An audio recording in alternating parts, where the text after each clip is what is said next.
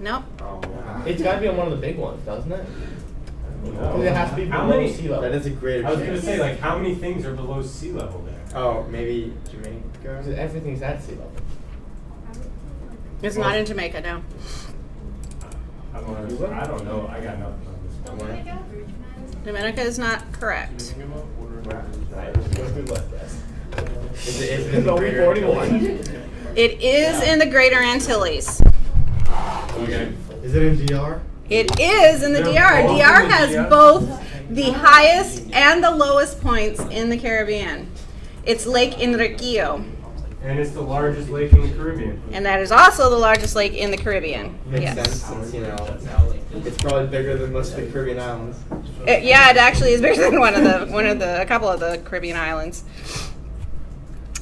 It used to be. It's shrinking though. Oh, really? It's the edges of it are imploding or whatever. So dehydrating, whatever the proper word is. Drying out. That's an easy one. Yeah. Yeah, I was like, You could just go for a drying out. Yeah. Okay, you guys have been just talking away. This is awesome with your discussions. You guys are really. I like that little function. You guys being able to talk in and out of class, and you guys are really getting some good stuff out there. So you don't often hear from. You get really loud on those discussions, so it's kind of fun. Okay, so what we're going to do today is we're going to talk some about what you've been posting and get through these readings. You guys saw I got that Moya poems up for you, so you can read about sugar. We're going to read more next week about sugar, and we're going to introduce African slavery to the Caribbean next week. But this week is about closing out the chapter on the pirates. It's about bringing other people in, which is what brings pirates in also. So kind of jump-starting the economy in the Caribbean and finding out what feeds things. Then I want to spend the last part of class talking about your presentation, because I don't want that to be I don't want it to be a freak out point for your paper that you're doing. So we're going to get that all settled. And also it's kind of a prelude to your final project in the class, which is also a presentation. It's a group presentation, but again, you're going to need to get up in front of everybody and talk.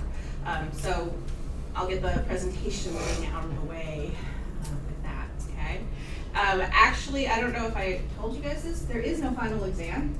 The final is your presentation. So that helps.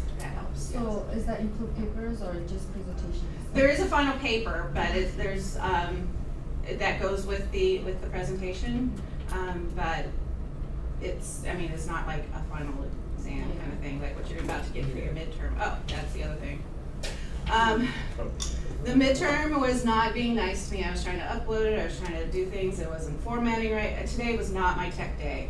It was apparently anything related to technology was not going to behave with me today. So I was trying to get your midterm up and out to you guys on Canvas, and I put it up on Canvas, and it would, the margins would be over here, and the line. I was like, this is not working. So I lowered my stress level and said, I'll get it out to you tomorrow.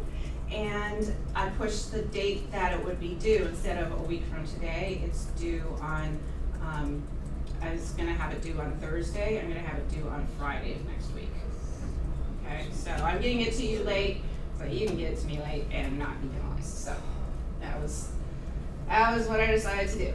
So, when it does come up sometime tomorrow, when I've given it a chance to chill and decide to behave, it'll pop up sometime tomorrow, and after that, you have a week and a day to get it in. So the deadline will be 6 o'clock on Friday.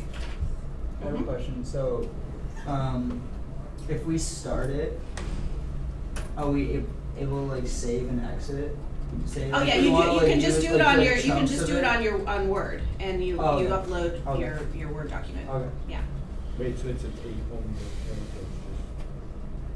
it's a take-home midterm. I am trusting you guys to do your own work. So yes, So no using your notes. you can use your notes. Oh, okay. Yes. So it's an open note because I want reference, I want bibliographies on it. Oh. So I want footnotes and stuff.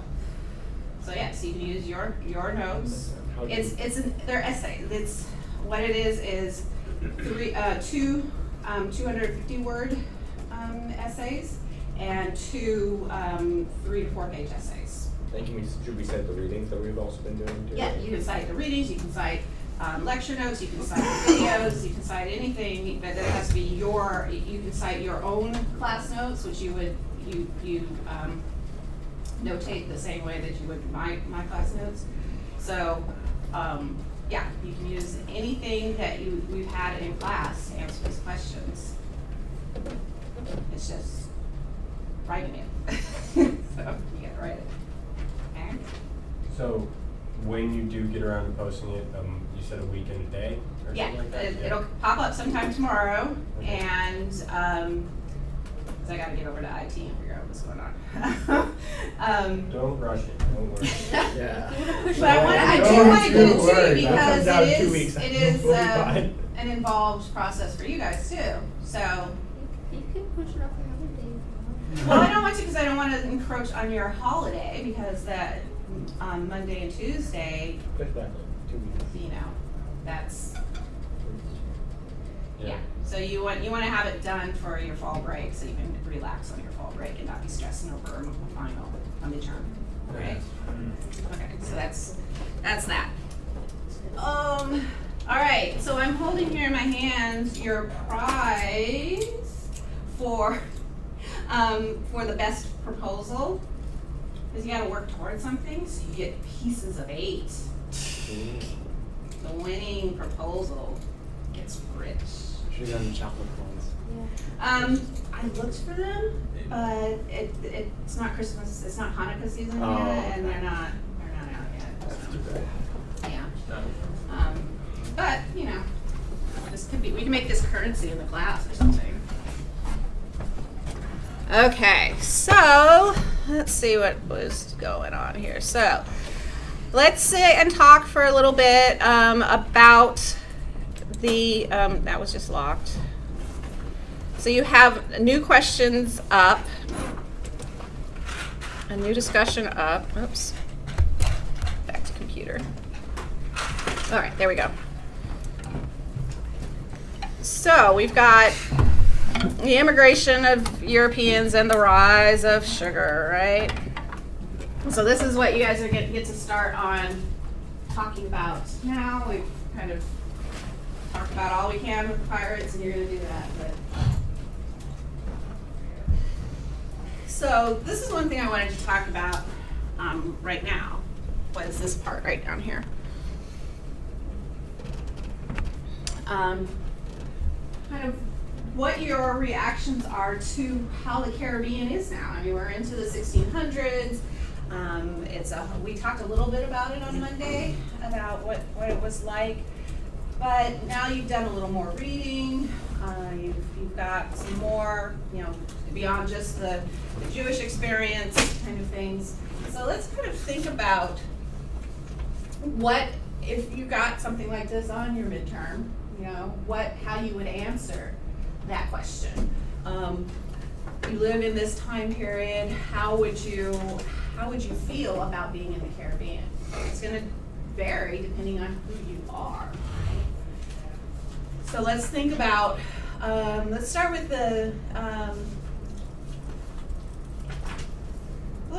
Dutch merchant's son looking for his place in the world, okay?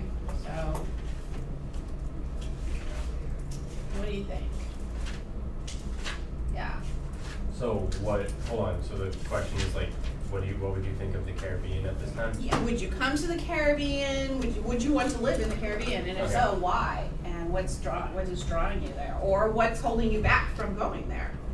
What is it about it that would not interest you? I think as a Dutch merchant, you'd be somewhat worried. I mean, even though this is like a later period where there isn't as many pirates or anything like that, you're still worried about like the constant infighting, and like it seems like every day, like I mean, when you see it in the reading, it seems like they're switching colonies around every other day. So I'd be worried to like create a business because you can see that it's profitable, but it's also like obviously very risky and kind of dangerous in that sense.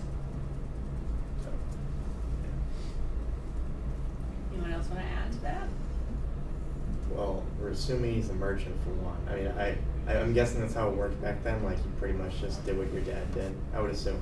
A lot, But who yeah, knows? you kind of are born into status, Yeah. but that's also part of the reason that the Caribbean is so enticing, is because while in Europe it's pretty much a caste system, Yeah. You can do whatever you want. you can reinvent yourself in the Right. Caribbean. Right. If there's no, internet, there's no like tracking and Yeah. that kind of thing, fingerprinting and all that, so you can become whoever you want, there, nobody Right. can. Right.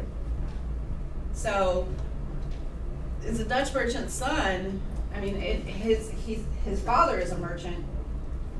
What would entice him to go to the Caribbean or not entice him? One thing that might not entice him is, well, my dad's got a store here, he's got a trade business that's set up here in Amsterdam or in Leiden or wherever, and why would I wanna leave that? That's,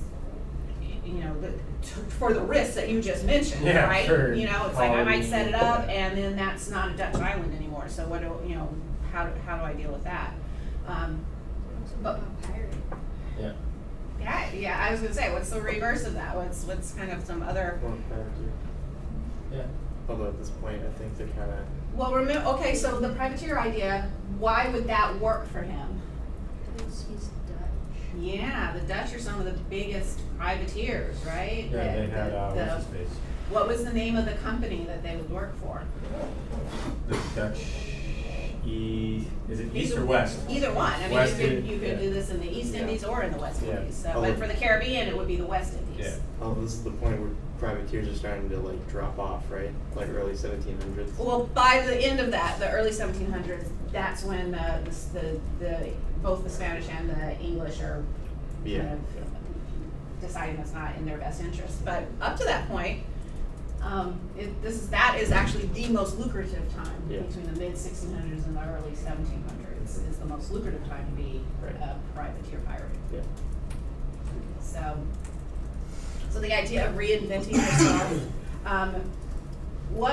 So we talked a little bit about the idea of the uncertainty of a business, but what would be the positives of setting up a business? A merchant type business.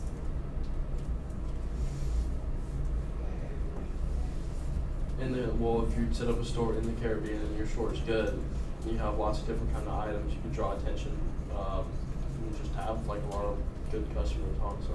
It's a huge, it's a brand new market. Yeah. It's a brand, so you're say you're the sole like Yes. person that is providing even something simple like shoes. Mhm. If everybody's getting your shoes in the Caribbean, that's a pretty lucrative shoe business. Like, Yeah.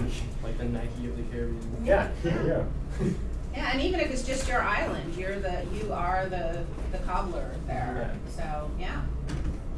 So coming in at this stage, you are at the forefront of it, right? You were one of the first settlers. By the time you get to the mid 1700s, then these places are established and people have been there for 100 years, and it's not as easy to set up something new. But if you're coming in at this point, the sky is the limit. You can reinvent yourself. You can do whatever you want there. And because you already have that link to the mother country, right? Your dad's a merchant there, right? So you could link up. He might own a trading house. He might own a specific thing that he does trade. You can decide what This is your essay. You can decide what your dad does. But that can kind of drive what you do there. So this is our essay? I'm just worried, this is how that kind of thing Oh, works. hypothetically, I'm it is hypothetically what- saying this is how this kind of thing works. Yeah. Okay, so what about, okay, we've got the Dutch merchant, so what about, how would that idea change, or does it change if you make it a Jewish woman who's married to the Dutch merchant? Now, I didn't give the religion of the Dutch merchant. Probably Protestant, right? Aren't the Dutch mostly Protestant? Yes. So they're kind of okay with it. So I the mean, more. Jewish merchant though? Yeah. But yeah, it's unlikely that it'd be a Catholic, so, and really unlikely that they'd be Muslim. So her husband would, because it would be a husband and it wouldn't be, you don't have. Yep. Anyway, the merchant could be, the Dutch merchant could be Jewish or he could be Protestant. Well, that would mean that their children would become Jewish, right? Because you said that. It doesn't matter what the husband Right. is, the woman is Jewish. I mean, the line goes through the mother. I would say the main goal is to raise a Jewish, to have, if they have kids, to raise them Jewish, but to kind of just like keep your Jewish identity. Okay, so how would moving to the Caribbean, what would you say? Your husband's like, hey, I'm thinking of moving to the Caribbean. What do you think? What would be your response? Hey, yeah, let's do it, or I'm not so sure. Probably not so sure. Yeah, I would be not so sure, because you don't have a like they said they didn't really have like established synagogues or like rabbis even there for like, they had them quickly, they had them recently afterwards, but if you're like When was the first synagogue in, wasn't it 17 something? I was just gonna say, like, maybe it would be the worst thing because they're getting away from, like, the prosecution of the Jews. Get away from yeah, But, like, there's not much in the In Dutch. Netherlands. yeah. Yeah, and. Well, she's Dutch then. I didn't. But then again, I mean, you're I'd close be, to I'd, Spanish. I'd be worried. Like, I did not specify though where she was from, so. What if you don't like end up doing well with your store? You're in a different foreign country and like you're not home, like you're on your own out there. Like there's no You family. get back into the same situation back in your homeland. Well, yeah, but I mean, Still there, you may but- have family. You may have family at your homeland, There's definitely uncertainty about it. and For all Both these, there's aspects. Yeah, I mean, always there's- uncertainty. I mean, you guys coming to college, there's uncertainty, right? I mean, all of a sudden you go to someplace new, there's uncertainty. So Also, that's kind of, go on. Also, you're closer to the Spanish. You're very much. So part of that uncertainty is not, is what you just meant, what you've been The islands mentioning is are that, changing yeah, the around. island hopping thing with all Right. these empires, it's like, You you could don't end up know. being in a Spanish, yeah. Yeah. even when- But then again, it wasn't like the Spanish, like. Usually, the wasn't Spanish this- are more, it's gonna lean more towards the Spanish losing territory than gaining territory. But Right, but they wouldn't know that. Yeah, either. you wouldn't know that. were there any Dutch-Spanish wars in the European time? No. Yeah, okay, so yeah, so that you're trying to get away, it's not No, I like you're didn't know getting what it necessarily was. away from them. Yeah. Could be getting away from the war. Yeah, the Spanish in this era thought that the Netherlands was, it was part of their empire. It was part of the Holy Roman Empire, and then, when the Habsburgs kind of go out, this is the Habsburg era. So during the Habsburgs, they constantly wanted that territory. They're constantly fighting for it. By the early 1700s, we're into the Bourbons on the Spanish throne, and they don't have that connection to them. So those wars kind of taper off. But at the earlier part of this question, that's definitely an issue. There are all these border wars, and then if you're at war on a border, you're at war at sea, and in your overseas colonies. Yeah. The earliest community with a rabbi and a synagogue was in 1678 in Barbados. So pretty early, yeah. And as Roddy tells you, when the first synagogue in Curacao was opened as well. Curacao Yeah, it's in the same paragraph. summoned its first rabbi and built its original religious structure in 1675, Mhm. just 20 years after its first settlement. Then later, within the next 20 years, another 2 synagogues were built. Yeah. There are still 2 existent synagogues in Curacao. You can go and they're still working synagogues. They're on either side of the bay. And Barbados had a synagogue even before it had a rabbi. Yeah. Well, a rabbi, you don't necessarily, in Judaism, you don't necessarily need a rabbi. It's a communal faith, so you don't necessarily, a rabbi is a teacher, Yeah, yeah. so, Well, it means like it just gives a date for when the rabbi arrived, not when the synagogue was built. yeah. Because the synagogue, this could be a house of worship right here. I mean, if we just all get together, and that we could establish a synagogue in a house. The one in Cordoba, Spain, was a merchant's house. Yeah, and they mentioned it in Philly too, that like for like the first 150 years it was they were renting out a place. Mm-hmm. Yeah. So for this Jewish woman, then there are, I mean, what would one of her questions to her husband be? Where are we going? Where are we going? Right, yeah, it's like, great, but I'm responsible for, continuing the faith in our family, or at least introducing it to my kids. It'd be nice Just continue. if we go to a place where I have some support. So are you thinking of Barbados? Are you thinking of Curacao? Those would be my first choices, because I know there's some of our community has moved there. So that would be one question you would have. What else would you ask your husband? How long are we gonna be there? Well, that's a good one too. I mean, you could say, well, I'm just going there to check things out, see how they're going. Or you might be like, we are picking up stakes, I'm selling off everything, we are divesting from the Netherlands and moving overseas. Wow. Scary. I'm just trying to think of every question like a wife would ask their husband in this scenario. What would a husband ask a wife? They're kind of the same questions. What are we gonna be, like, what are we trading in? Like, what's Mhm. the business gonna be? Is it gonna be molasses? Is it gonna be rum? Mhm. Yeah. Because remember, and this is kind of the same thing as with the Dutch merchant son. In the colony, all you have is the raw product, right? Yeah.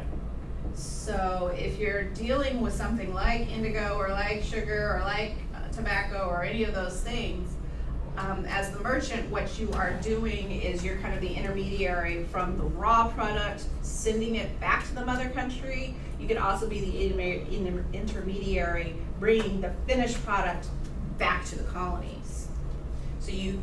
But you can't trade in sending the finished product to the, so it's like, you have to pick what you're doing. Are you dealing in sugar? And if you're dealing in sugar, are you going to deal in the raw product or the finished product? Or are you gonna try and merge the two of them? It's like, I'm shipping it over there, and then when it comes back, I'll be in charge of that too. So you kind of gotta, I mean, that's a legitimate question Yeah. for both the son and for the wife. Be like, How are we gonna get there? that is another question. How are you gonna get there? Right? So, how do you get there? Wouldn't you have to? It's a boat. You wouldn't have to get a charter, would you? Go to the Canaries, right? Is that? We'll go over the Where's the The Dutch Canaries stop? are Spanish. Yeah, where's the Dutch stop? Well, there are free ports along the way. So the Azores have a free port. One of the Canaries is a free port. And what's a free port?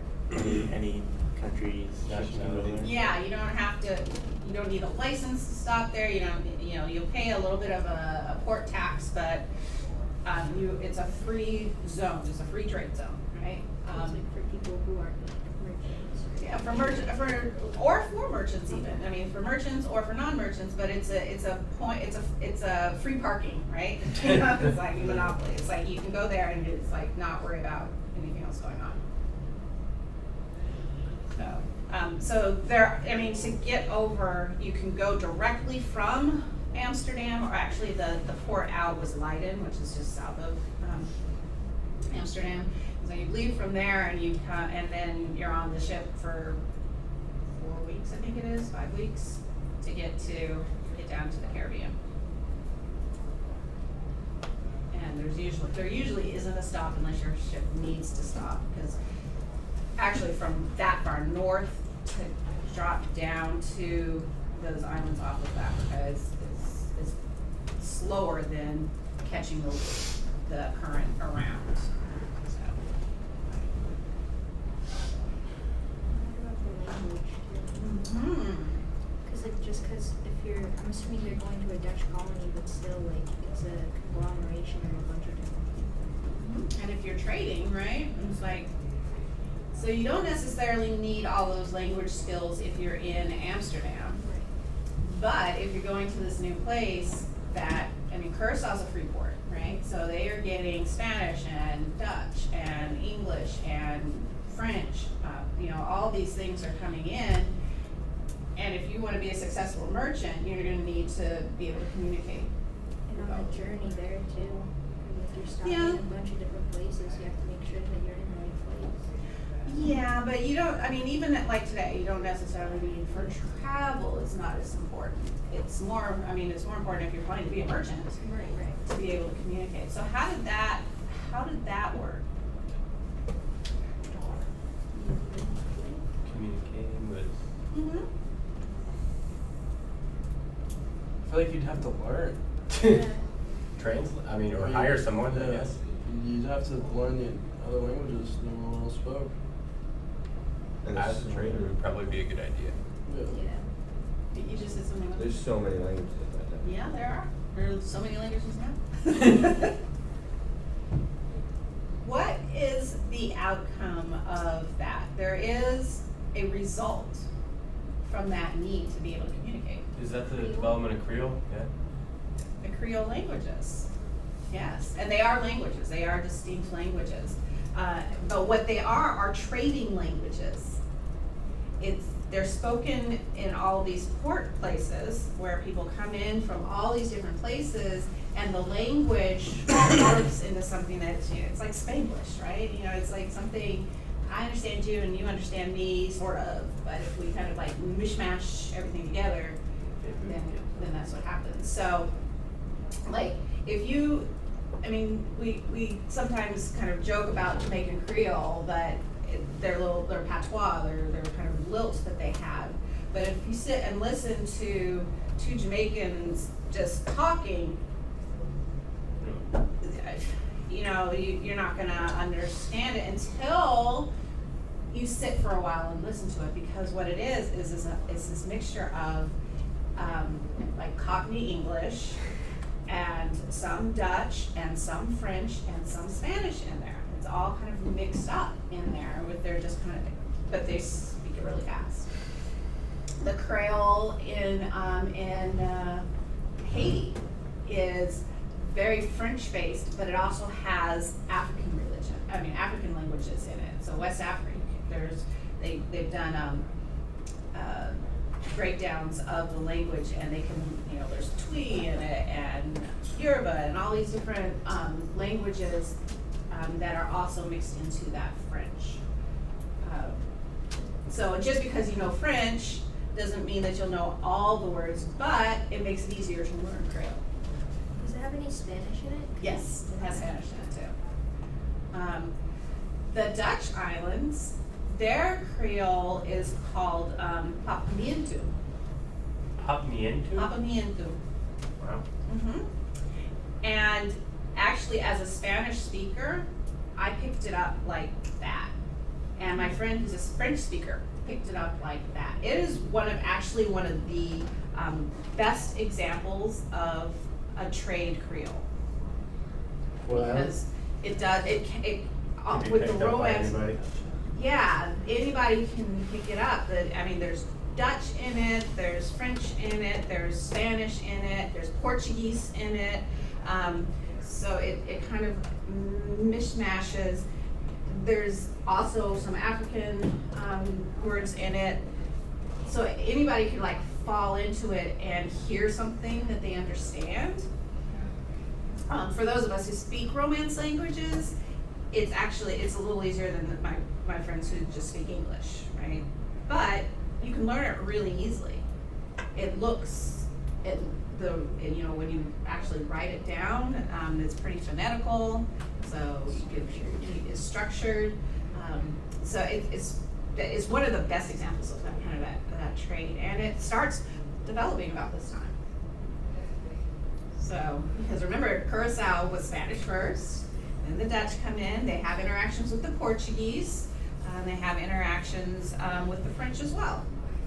Curacao is a free port, right? And everybody's coming in there. And then you also have that African connection with the seasoning. So that's why all of those, it was the free port for the Caribbean. But that's how you deal with the languages. When you, every time you go there, you just kind of do a little Spanglish thing, right? You speak a little bit of your language and a little bit of whatever language is the country, that country's language, and it becomes a hodgepodge, which then becomes a language. You said the Dutch islands were the best examples. Yeah, the Papiamento is actually, well, for me, it's the easiest of the Creoles to learn. Because you know Spanish. Because I know Spanish. I have trouble with Creole. I can understand Haitian Creole, but I haven't gotten to speaking it. I can answer my goddaughter's mother, but I can't, and in English, but I haven't learned to speak it yet. So some of them are a little more involved, but if that's where you live, then it's an easy trade language. And somebody who speaks Haitian Creole can speak to somebody from St. Lucia. Their Creole is very similar and has that French base to it with some of the African words in it as well. And so those two islands can speak. They seem like they're far apart, but that French base makes it easier for them to communicate.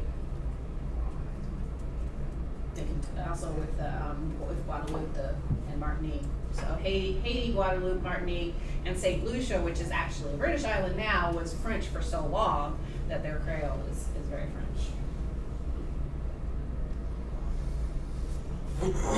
And all of these have written languages? Most of them are do have a written language now. And what's starting to happen is there's a movement, because that's what people speak at home, right? You speak that at home, and outside of the home, what is the mother country tongue, right? So you use that in business and government, you use French or Dutch or whatever outside of the home, but children are born and raised in this, and then they go to school and they have to learn French.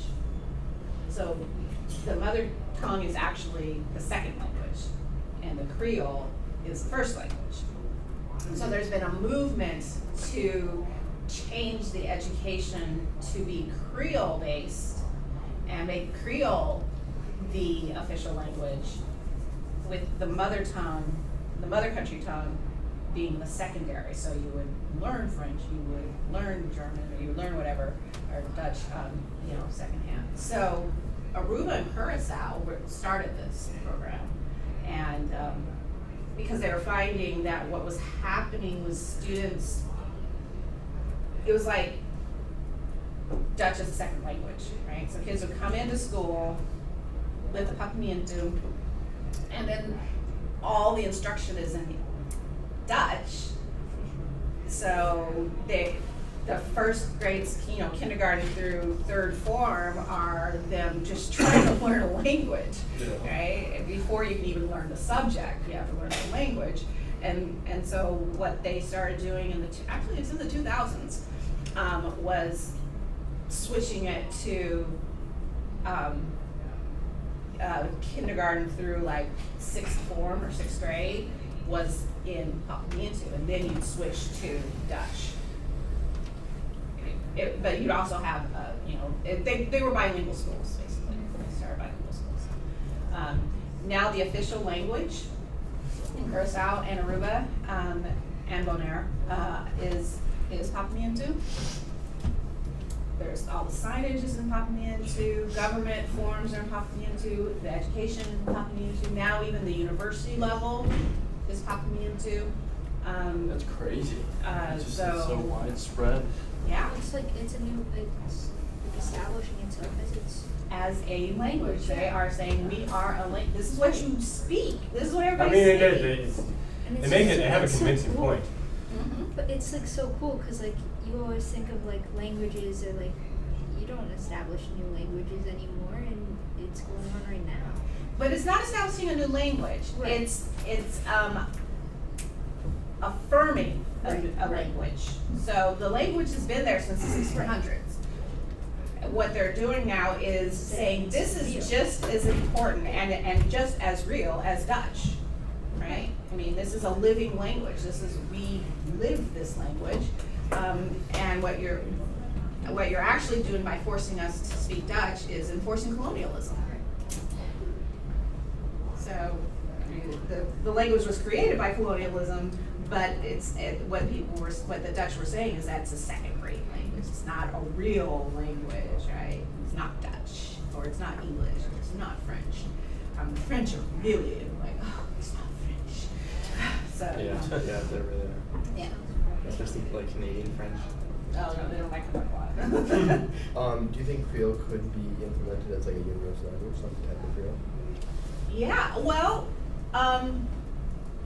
that's a good question because Creoles are different depending on where you are. Well, yeah, but some version of Yeah, I mean, it's the universal language in Curacao and Bonaire. That is the official language. it. But like as like a world, do you think it could Oh. eventually become like a worldwide spread?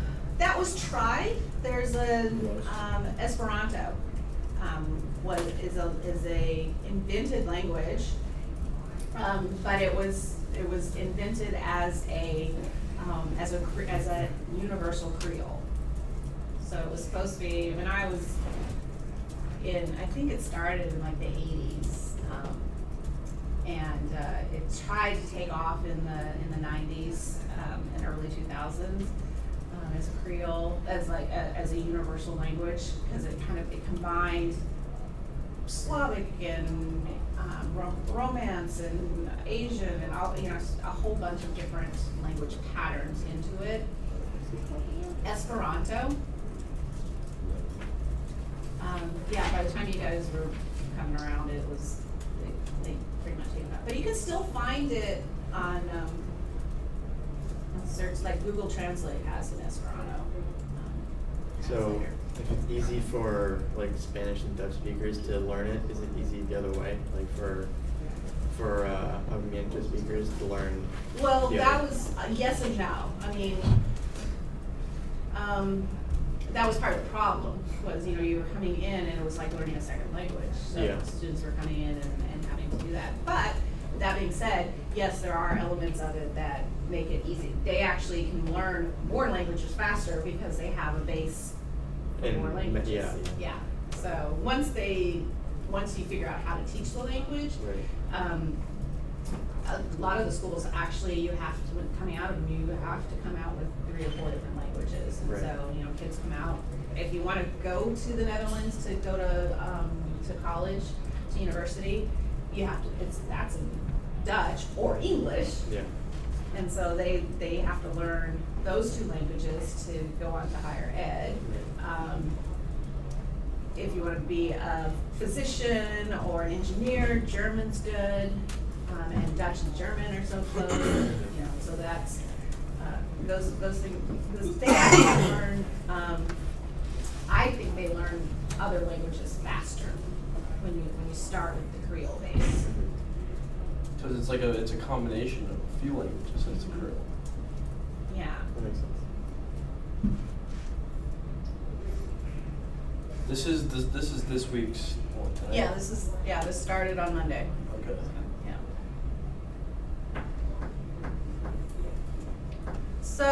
So we've talked about European folks.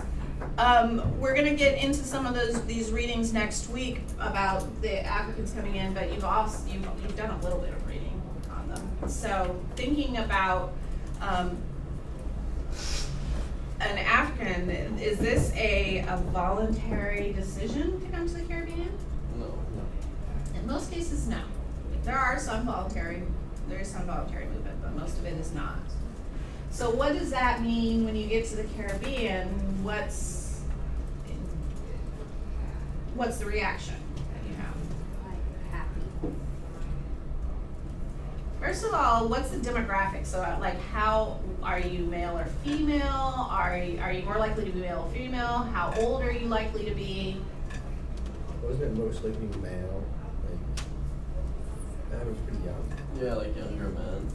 Like young. Your age. Your age is the prime age. And then there was a lot. Think you'd go? Oh, for sure. You wouldn't have choice. Not have choice. So yeah, it was for both male and female. The key ages were between 13 and 25, and 25 is getting old. So you probably wouldn't be too happy. Like I heard a thing that I don't know if it's true or not. That's why I'm asking you. But like they said, you could pretty much follow, like if you were on the ocean floor, like a path of bones from like back to Africa. Just because so many people jumped off. Jumped off or were thrown off. Yeah, it's Yeah, that is actually true. I mean, the bones might not be there, but Like you there's could- a yeah. metaphorical trail of roads. Yeah. I mean, there actually were roads. It's not metaphorical. It's there's another word for it, but there's symbolic. Yeah. trails. Yeah. But I mean, it's not even symbolic because there actually are boats Yeah. there. But I mean, I don't know that they'd still be there, 300 years later. But yes, there is a trail. It's like the Trail of Tears for the Cherokee kind of thing. It's like, yes, there were tears. You might not be able to find them now, but definitely tears going along that trail. So yeah. Yeah. So that's a big thing because that you're thinking of an age. Just try to imagine you, because they were your age, being yanked from what you know now and put into what you read about the environment of the Caribbean.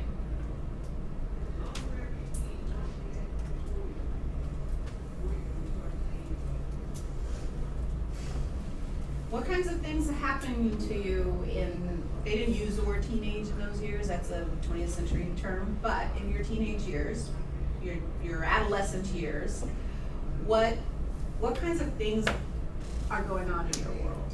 Puberty. It's puberty, yeah, so your body is changing. And who helps you with understanding what's going on? Your Parents or your elders? society. Yeah.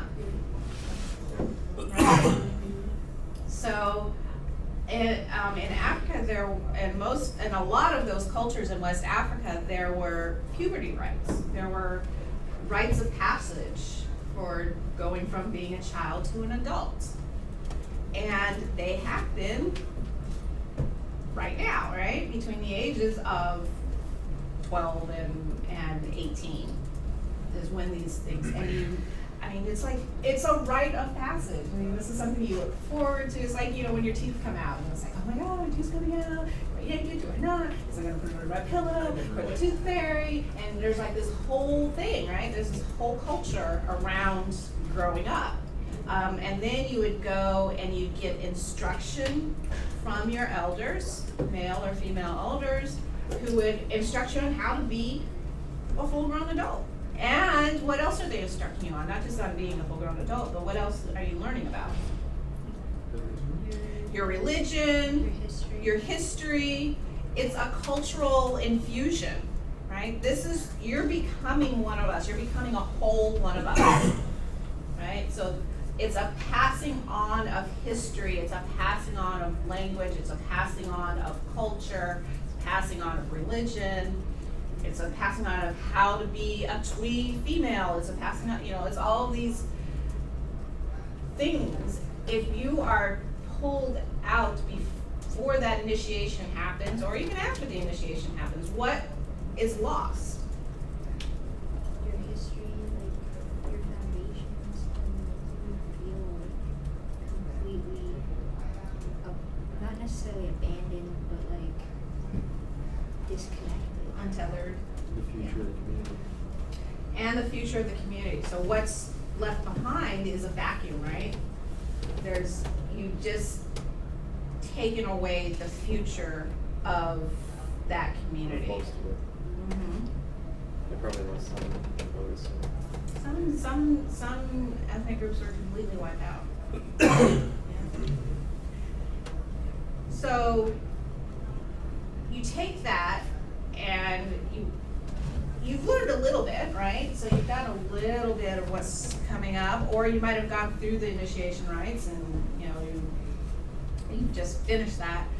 So what happens in the Americas? I get mixed with other people's. One, you get mixed with other people who've just gone through this, right? So you've got that. But for your own, your own ethnic group, your own Shrewsbury, Massachusetts thing going on, what ends up happening when you get taken somewhere I'm else? told to like forget about it. Like, You're told to forget about it, but you can't because you're human. So what happens? Trying to reclaim it in some way, or recreate it. in some way. And yes, and are you able to? No, because you're not in the region that connects you to it. Right, so you're not in that region, and also you don't have people to reinforce it, right? Because again, you're now with people from other places. Well, this is how we did it, this is how we did it, and this is how we did it.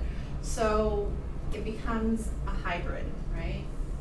And you're young, you've just learned these things.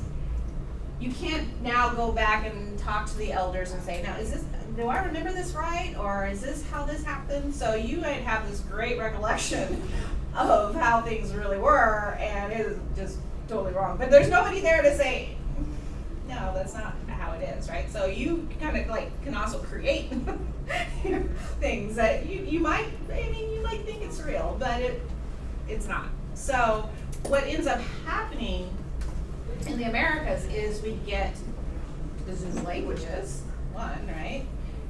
I don't remember the word for that. Okay, well, let's use your word for that because I don't remember what that's called. So you get a lot of that's how we get those Creole languages. Also the culture, right? So then, because one of the things they do with seasoning is mix people up. Why would you mix people up? So And that, you don't have yeah, the they can't identity. hold on to it, yeah. why is that dangerous? They can't rebel. Yeah. Or it's Yes. harder. Unity. harder. You don't want unity. You want Right, yeah, you want them to have, to not be able to say, oh, yes, this is in our place in the world, this is what happened, we're not gonna stand for it here. And if you can speak the same language and have the same cultural history, it's much easier to pull people together. If you're trying to figure out how to communicate, then that's like your first step, and then you'll worry about. I mean, it's not that it doesn't happen, because it does happen. They do figure out how to communicate and get back at you folks, but it takes a little longer. It also takes the Europeans a little while to figure out that they do need to separate people, because they do a lot of. One of the things that these merchants did was they put in orders for Africans. So we want to start growing rice. South Carolina was notorious for this. We want to start growing rice. Where do they grow rice in Africa? Oh yeah, that's the Gambia region. That's the rice basket for Africa, for West Africa. Great. So I want to put in an order for 200 slaves from that area. And they would put in an order, and the merchant would then send his ship to the forts there and pick up 200 Senegambians to bring back to South Carolina. That's in the early part of slavery. Later they learned that putting a whole bunch of people together that speak the same language and have the same culture. Not good. Wasn't there I forget, I know it's one reading that we had to do, there was like a African group that rose up and led a rebellion, but they were, weren't they they were an slave owning kingdom previously that had gotten taken over, and then they were like, we're gonna recreate the slave owning kingdom, and all the other slaves were like, I'm not part of this, I don't wanna be a part of you, and so it got crushed. Yeah. Yeah, okay. Yeah. I saw that and I was like, that's definitely interesting.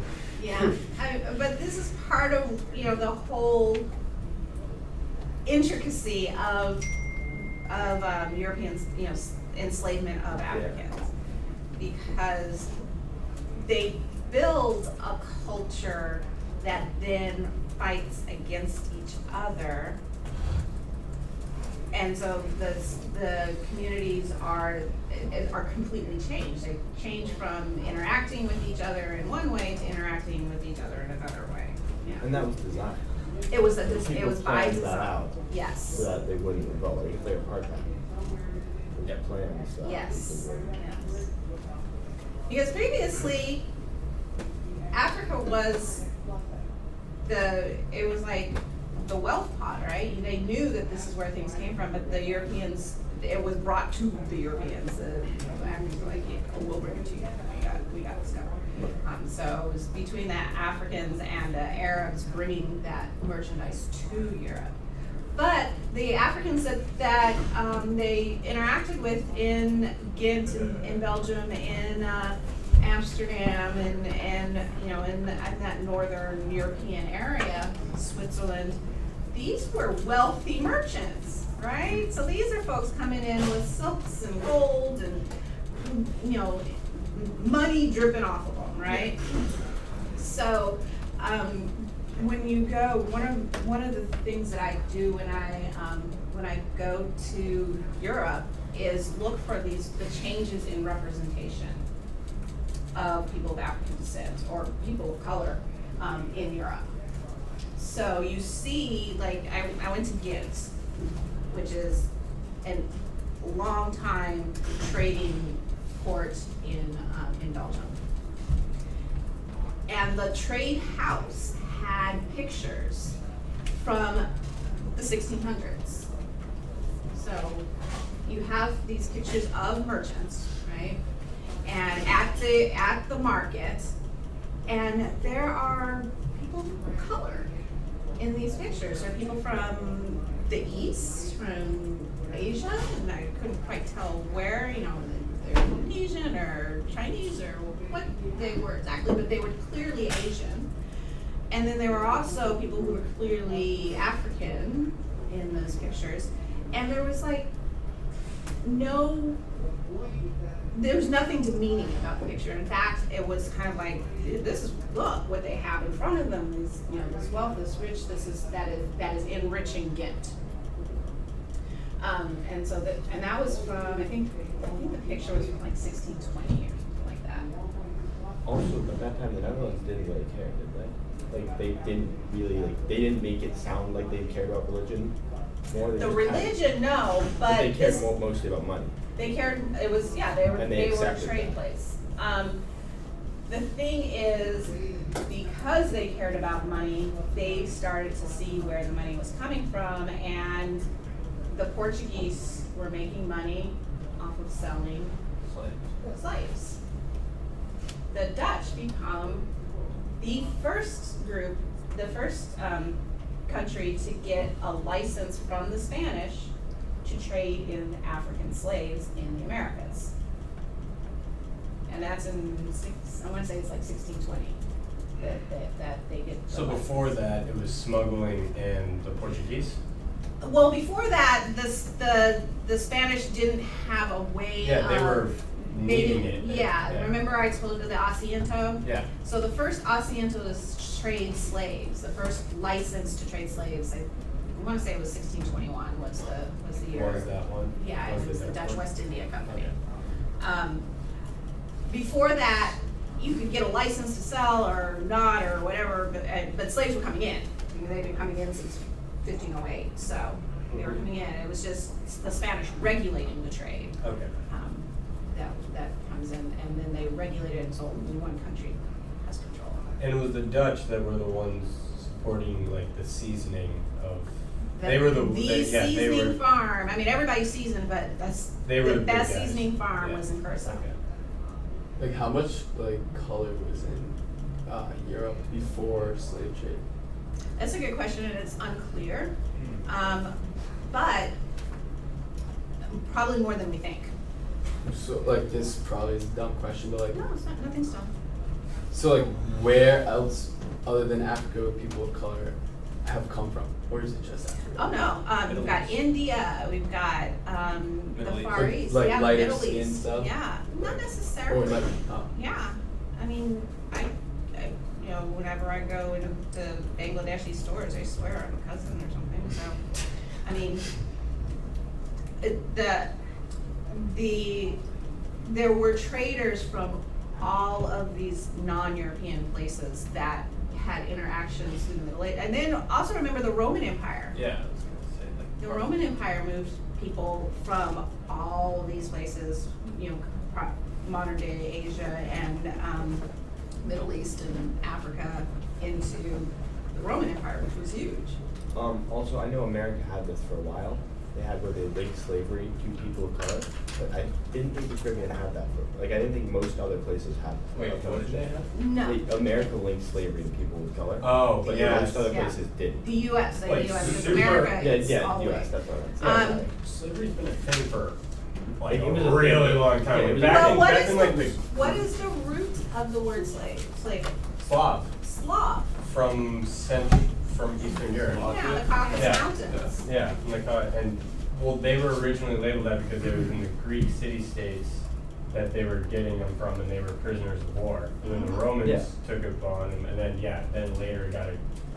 So the original, Then the so the word It that was we just use. it was just the losers of war beforehand. Yes. The slaves. So what changes is the way you acquire the slaves and the market that you put them into, right? So before, slavery was, it was not a lifelong prospect. You could work your way out of slavery, you could purchase your way out of slavery, you could be gifted freedom. A slave, even with slave status, you could get an education, you could own a business, you could do all, you know, in Greek and Roman world, I mean, being a Not slave that is big not a nice, deal. you don't have control of your life. Yeah, but it wasn't as big a deal. It was a big deal, but it was a different type of big deal. Yeah. Okay. Yeah. Okay. Better way. Yeah, so with a slave status in the Greek and Roman world did not go through the mother, so it was not, if you had a child, that child was not automatically a slave. So there's not a law of the womb, as they call it now. You could also, as I said, own things. You could own your own property as a slave, but you know. So what changes is with the new slavery, property can't own property. Yeah. I was about to say. So I was gonna make the point like, could a slave sell to like their master, their slave, to like get themselves out? Not in Roman and Greek. Yeah. No. Okay. No, but they could own their labor. Okay. So they could own, if, you know, they might be a slave that has to do one task. If they do something on the side, that they could sell for their own, Okay. right? And they can make money off of that. So if they had a skill, you know, they could make off of that. What you see happening in the Americas is that the money, if you did have an artisan slave, that money goes to the owner. Now that you could like then say, could you bank that for me? But you have no control over that money, whereas in the Roman and the Greek, they actually, you know, could put it in their own little pot. So there's that. There's I mentioned the idea of, you know, ownership of procreation also. So that doesn't happen in the Greek and Roman world, but it does in the new one. Also the idea of the humanity of people. So you didn't like, you know, you obviously had gone to war with these folks in the Greek and Roman world, so that, you know, you do have some kind of animosity or whatever towards them, but you don't dehumanize the entire, you know, Viking culture. You know, it's like, it's that whole thing isn't just because you are, doesn't mean you're a slave. What happens with this is we go from knowing they're human, because we've been trading with these folks, we know they're human, to a practice of dehumanizing. So how do we make them subhuman to justify our enslaving them? And that's like Heart of Darkness, where they're like, you know, half devil, half monkey. Yes, so you make them animalistic, you talk about their religious, if they're, if they're not Muslim or Catholic or Christian, then then they're obviously heathens, and heathen becomes a bad thing. Also, light and dark, so you take biblical kinds of ideas and you make them bad, right? So, light is pure, white is pure, dark is bad, obscure, dangerous, black is obscure, dark, dangerous, right? So that becomes a part of it. Science goes askew as well, as you try to prove, as science becomes a thing, as you try to, make things rational and that Prove kind of that thing. they're stupider. Yeah. Right, so you start getting these weird things like, measuring the skull and the shape of the jawbone to the ear kind of thing, and how many divots you have in your head, and how far apart your eyes are from, all that stuff, and they make a science out of these things, so. Phrenology and eugenics. Yeah. That's where we get, and I'm moving a little bit further than the 1600s, but that's where we get dog and cat breeding from. So, the cat fanciers of America kind of thing, and the Westminster Dog Show, all those things.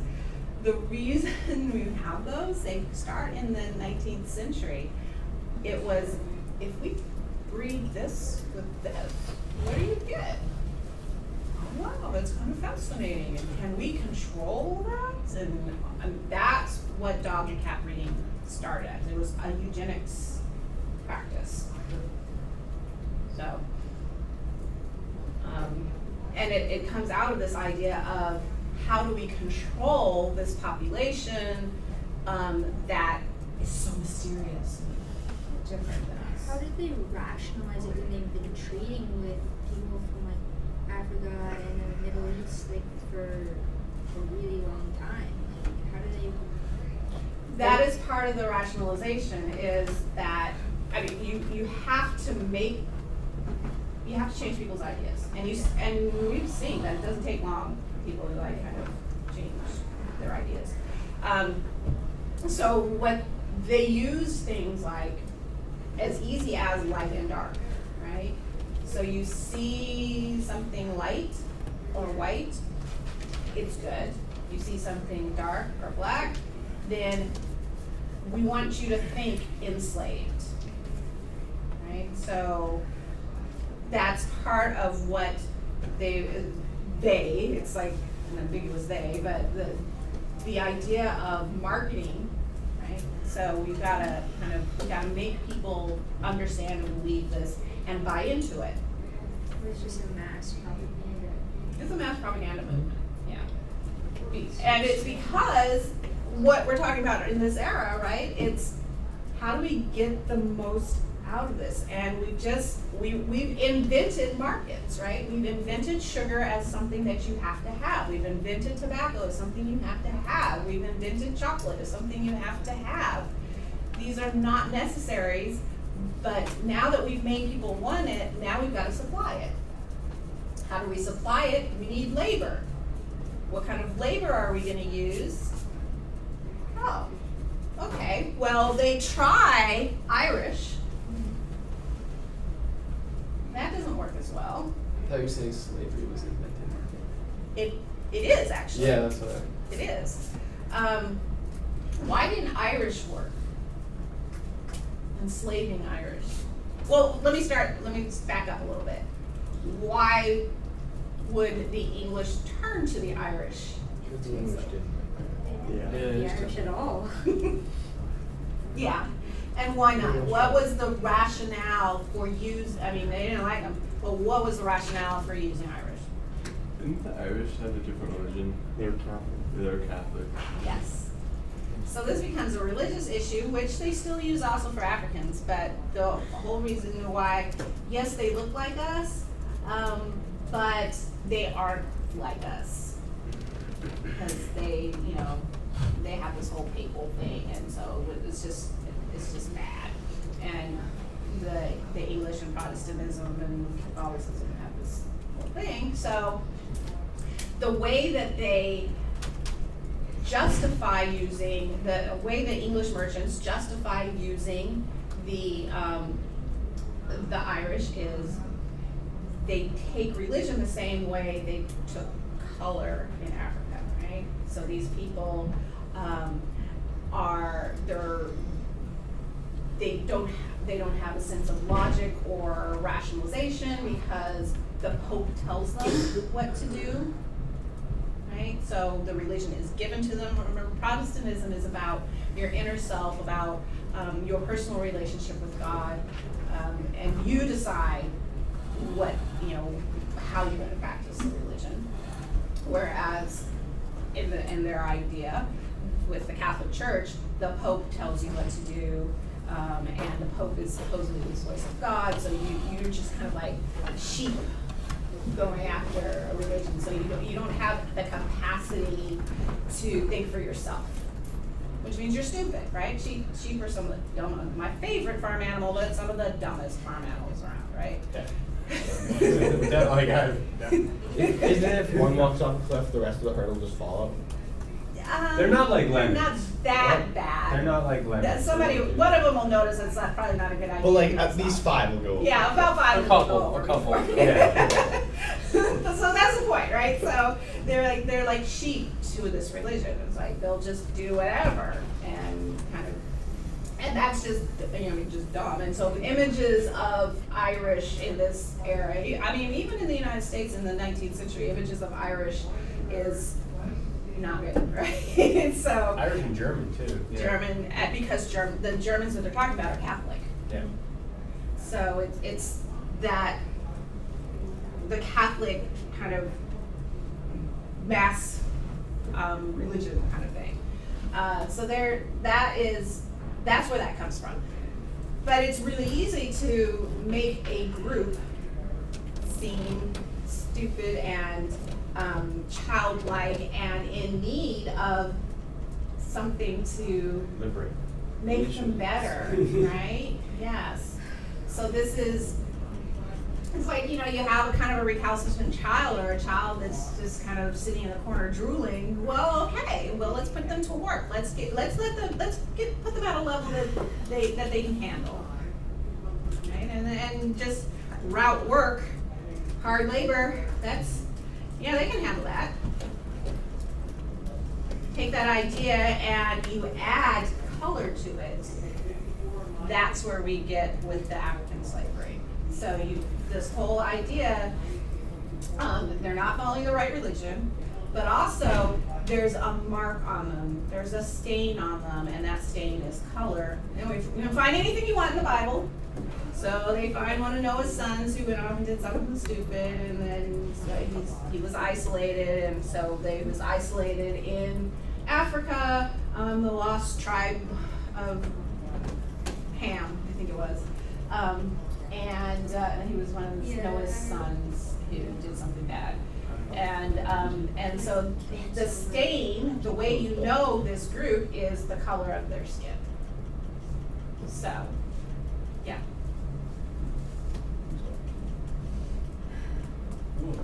Yeah. It's not an overnight process, right? You have to kind of pull people into it with you. But all it takes is just a couple people saying, yeah, well, that person looks different than us. So why do they look different than us? Well, maybe it's because they're supposed to look different than us, and maybe that's not a good thing. Maybe you're better than that. Well, yeah, you could make the argument that we're made in God's image, that are made different than us, they're not made in God's image, I guess. That was part of it. Some people would say they weren't made in God's image, and some would say they had been made in God's image and one of their ancestors did wrong and God marks them for that. Yeah, then they were like, but if somebody in their own family did something wrong, they'd be like, God forgave you. So. Do we see some of that happening in modern day? Yeah. I was about to say, no, wait, you never know when God's gonna forgive you or God's gonna smite you. Yeah. I mean, we see that happening a lot. People are like, oh, I'm against such and such and such and such. And you're like, until your child does it. or Yeah. until you do that, or until, and then all of a sudden it's like, oh, Until they find we need to it. forgive so-and-so, you know? I mean, that's the way humans operate. So they will say that, but and then also on the side, remember that you've got like a planter saying Africans are inhuman, they're not humans, they're not full humans, they're childlike, they're this and that, it's horrible, nasty, disgusting. But he'll sleep with her, right? And he'll have children by her. And that is, you know, so it's like talking out one side of your mouth for business. It's for business. This was one of the arguments is that this is all economic, right? This is a whole economic thing. Well, No. Slavery. slavery was economic, and then. But no, like the Eventually racism the Yes. racial overtones that came to it was economic. It Yeah. wasn't. It was economic. Well, that's an argument. I mean, there are others who would argue other values, but one of the arguments is it's always a chicken and an egg thing. Which came first, the racism or the slavery? And one of the oldest arguments, it's now almost 60 years old, is that capitalism built slavery. Yeah. Slavery did not bring about capitalism. Capitalism built slavery. Agree with that. Yeah. Okay. Because it's like, I mean, it's a capitalistic idea that you're getting a whole year, so you're getting someone's whole life for an initial investment. The person who came up with that thesis, his name was Eric Williams. Sir Williams. Sir Eric Williams, he's Trinidadian. And he's actually his dissertation that he wrote, it was called Capitalism and Slavery.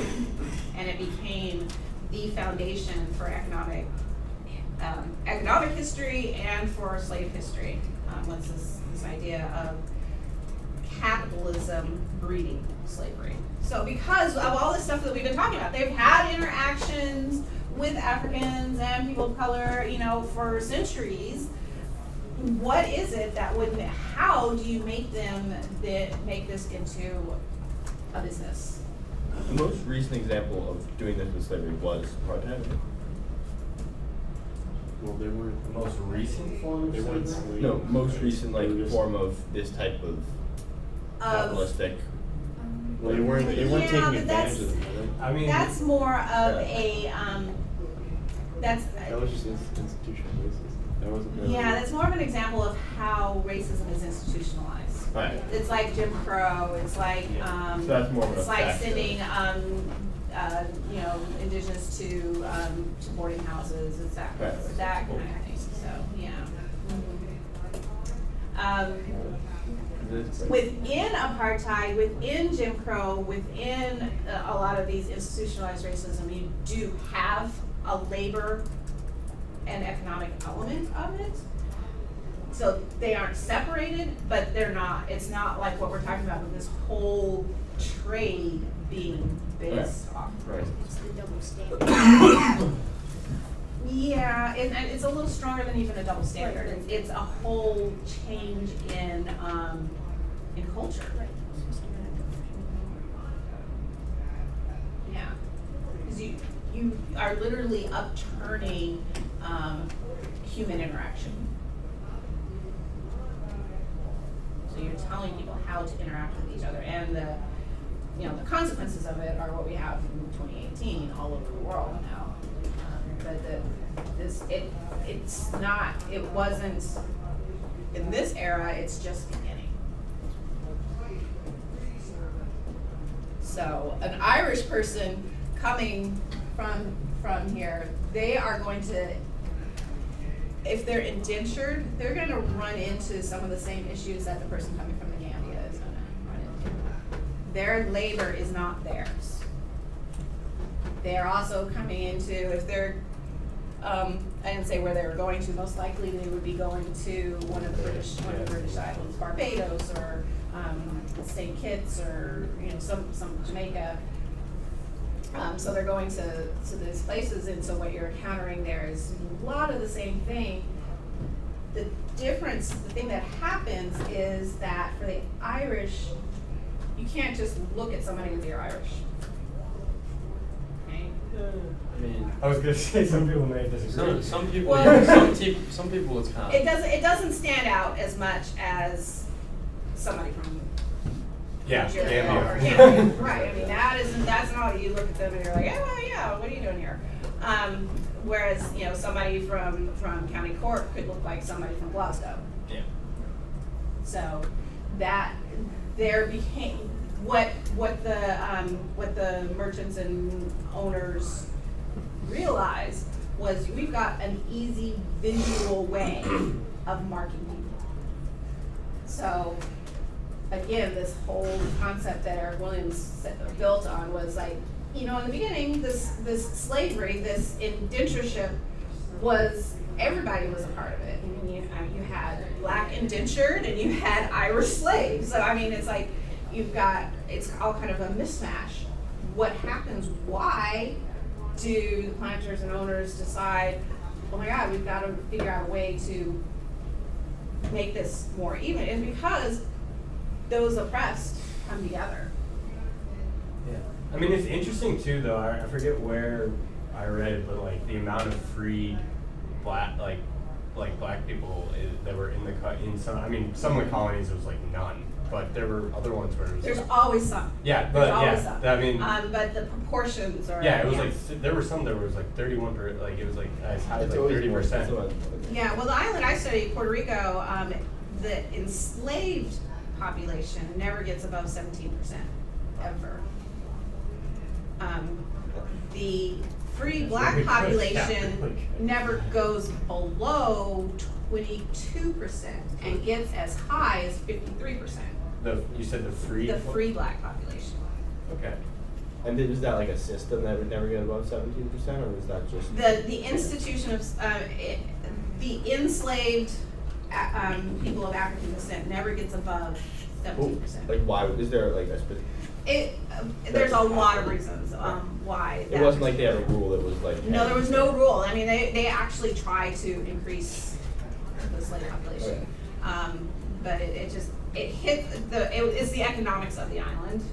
Is the plantation economy just doesn't ever take off like it does in other places. And when it does take off, it's really late. So it's the mid 19th century when the plantation economy takes off. So slavery is, So that there are a whole lot of economic reasons why, but that island is kind of an outlier on that. So, okay. So those are things that I want you guys, and then as you start reading the readings for next week, a lot of these things we're talking about, think about that.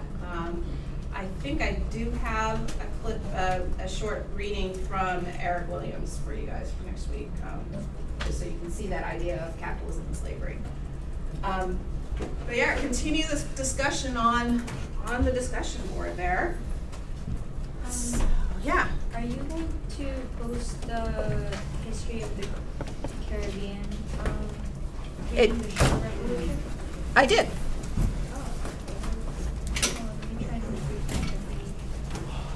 I did do that. Yeah, it's not showing up. It's right there. It's not showing up. Yeah, I had it earlier, like a line.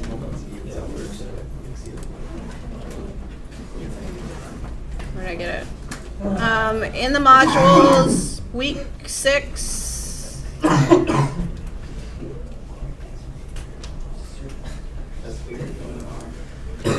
that. The link should be there.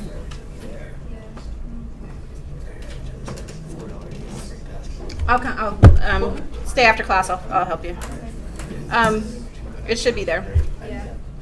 Okay, so let's do we've got 10 minutes. So let's do a little bit on presentations. And we'll do a longer one before your other thing. Don't forget all your writing aids that I put up in here to help you with writing the proposal. Okay, so giving an oral presentation, Abin.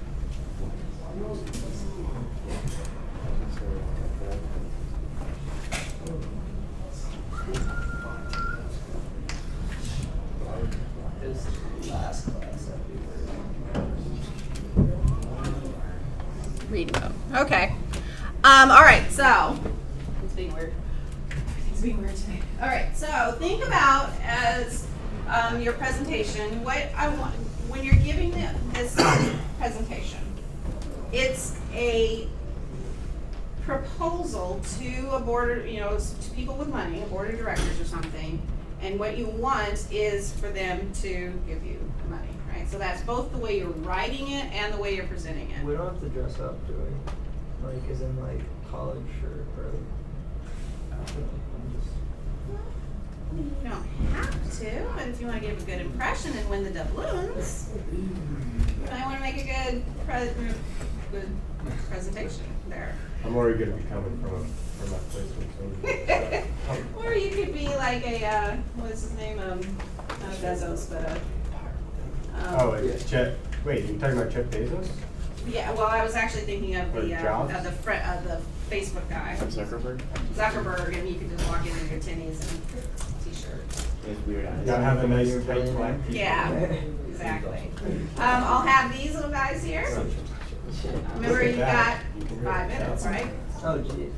Wait, so say, so That's 3 good, minutes, actually. I like it when- meaning like. 3 minutes, you have 3 minutes left. Like good old stress out. Yes. Who would have thought? Yeah. Like that's 3 minutes. 2 minutes to go, you've got 3 minutes. Because otherwise you'll have no idea. 1 minute to go, you got 1 minute. Shut You just play music. This is more like a pitch, right? It should be like a Jeff. Yes, this is a Yeah, it's like a pitch. Except like This is a slowed pitch. down This is, by like 5 so you're seconds. writing a long paper, right? You can't read that. You can't read your letters. It's like our key Right, points. you can't read that. You won't have enough time to read it. It's too long for 5 minutes. So what you want to do with this presentation is break it down. You have your visual, right? So maybe practice pointing out your visual and showing why that's important. Maybe only talk for 4 minutes, and when this comes up, can I open it up for questions? Think of something like that cut down on how much time you have to talk. But you want to generate questions, right, from your thing.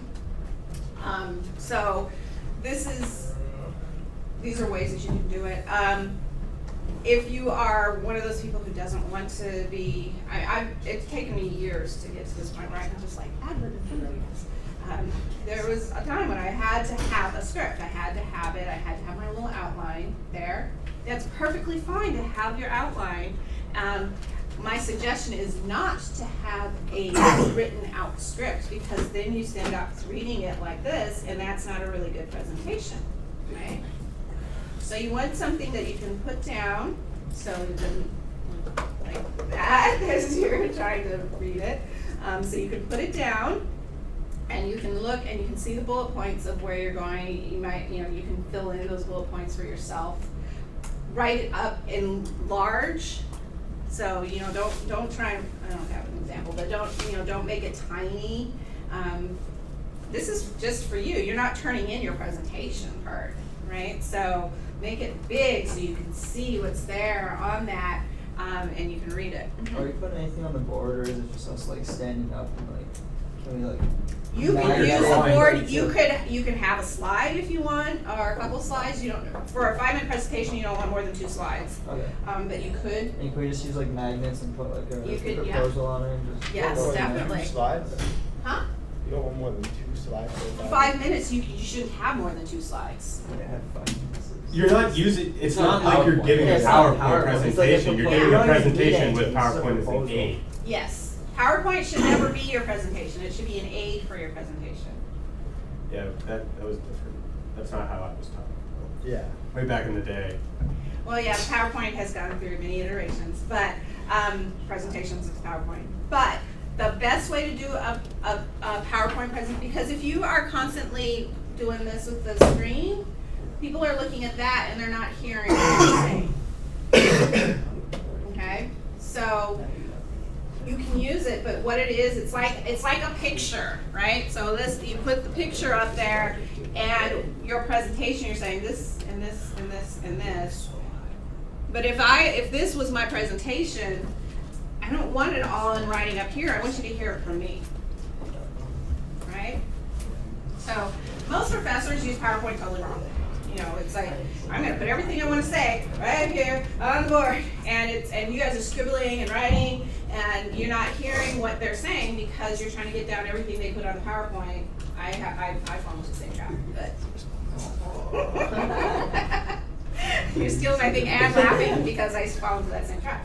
But it's, so that, I mean, just think of those as you're doing your proposal, right? You guys have any questions or concerns about the written part or the oral part? Do we want to we don't need really like an official formal conclusion, right?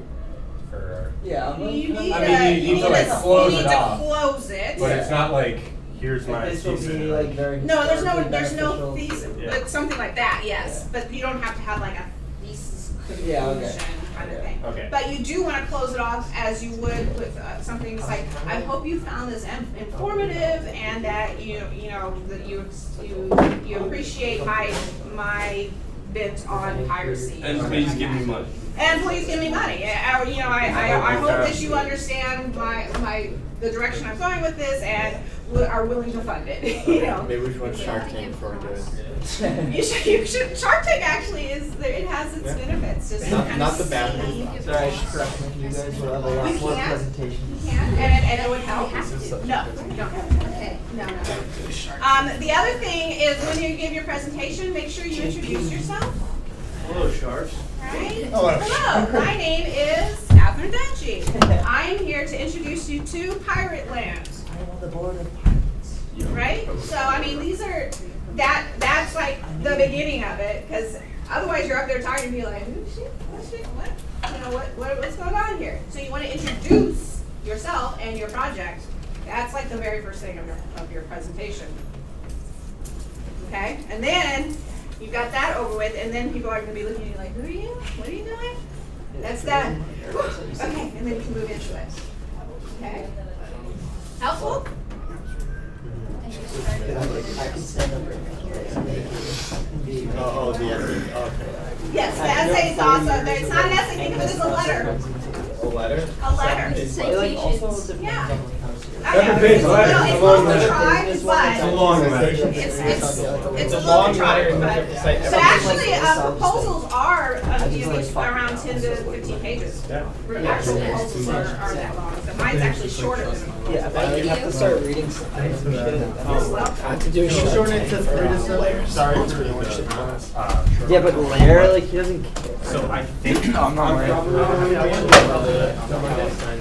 but if not, I don't know when my flight is getting back from New Orleans, because I got a wedding to go over here. So yeah, Okay. it's gonna be fun. But I'm What gonna we have could do is, can you upload it? Yeah, I'll at least have the essay done, and I'll try to get to a place where I can take a video. Yeah, if you have a chance to and can videotape it, Yeah. that would, then we can just play your 5-minute thing. Okay, yeah. If I have some downtime, I'll set up shop in the hotel. Go to modules. Yeah. Modules. And then six. No, not that That one. one? Not the outline. Yeah, there you go. Now you'll find it, yeah. Here. Mm-hmm. It just takes me to some place. Oh, there it is now. Mhm. Okay. Yeah, and That's so for your, strange. well, no, it's not, because those are two different links. So the first one that you looked at is just the outline Okay. for the semester, and I usually don't have it all linked up. Oh. So like if you go back, and I'll show you like what I'm doing.